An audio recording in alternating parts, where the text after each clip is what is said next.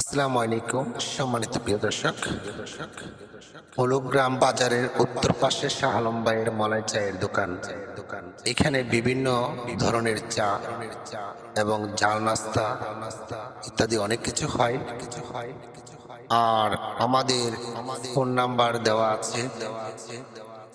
যদি কেউ যোগাযোগ করার ইচ্ছুক হয় তাহলে ফোন নাম্বারে যোগাযোগ করতে পারবেন শাহ আলম ভাইয়ের সাথে।